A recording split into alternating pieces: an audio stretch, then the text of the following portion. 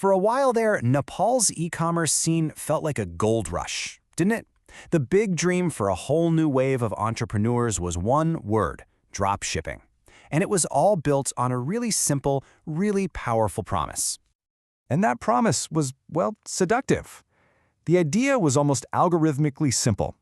Just set up a Facebook page, find some quirky gadget on a Chinese marketplace, mark it up by a crazy amount, like 300%, and boom, you're in business. It was this vision of totally friction-free commerce. No inventory, almost no risk, just you, a laptop, and the path to glory.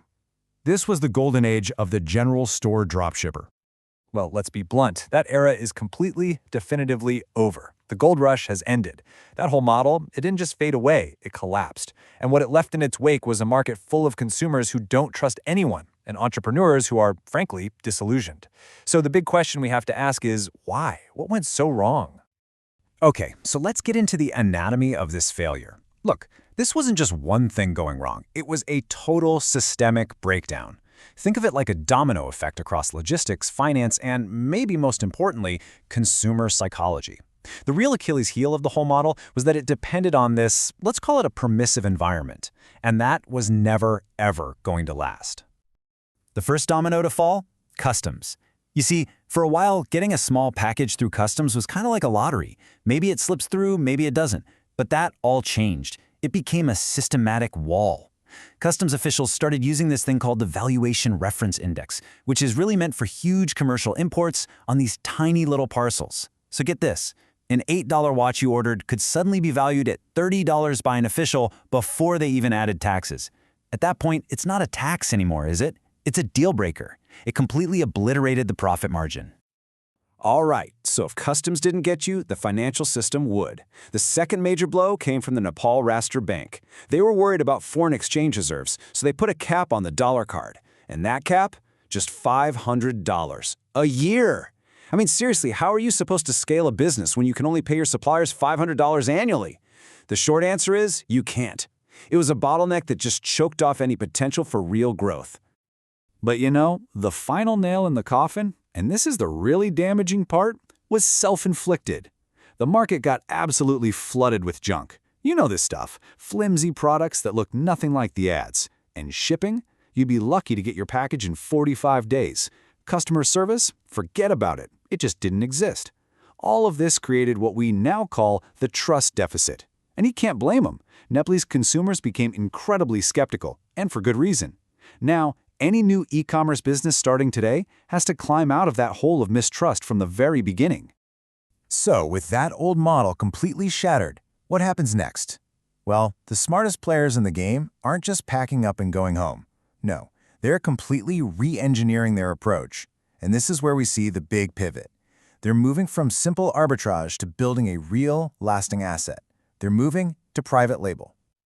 Let's really break down this shift because it's a night and day difference. The old model, the arbitrage model, was all about playing on a B2C platform like AliExpress. You'd find a price gap and exploit it. It was purely transactional.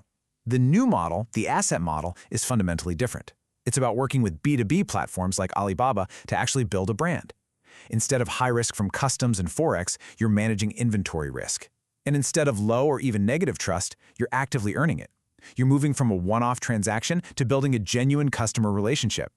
So how does this actually work in practice? Let's walk through the process. Forget ordering one thing at a time. Now, you go straight to a manufacturer on a site like Alibaba. You don't just take what they have, you negotiate, you customize the product, put your own branding on it, and get your own packaging. Then, and this is key, you place a bulk order, maybe 100 to 500 units. That one move, consolidation, changes the entire game. Suddenly you have a single, formal customs clearance with costs you can actually predict.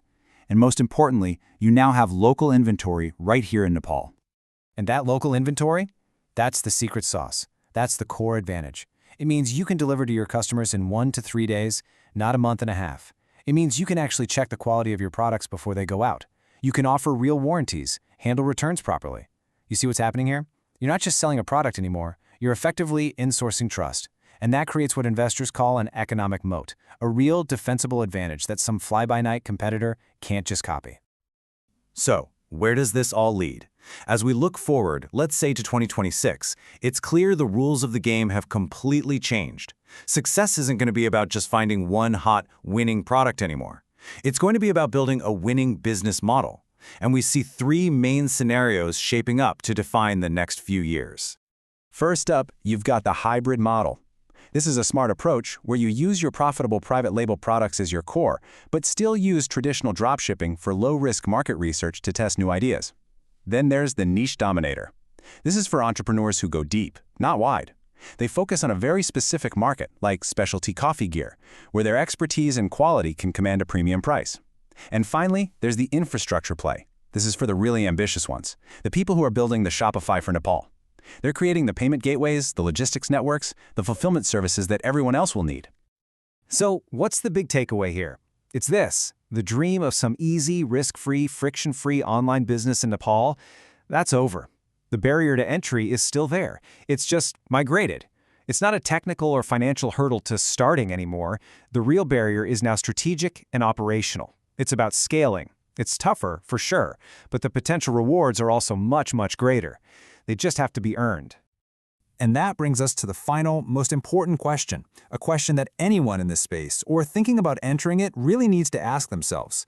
In this new landscape for Nepali e-commerce, are you in the business of just dropshipping products, or are you in the business of building trust? Because your answer to that question is what will separate the flash in the pans from the next generation of real winners.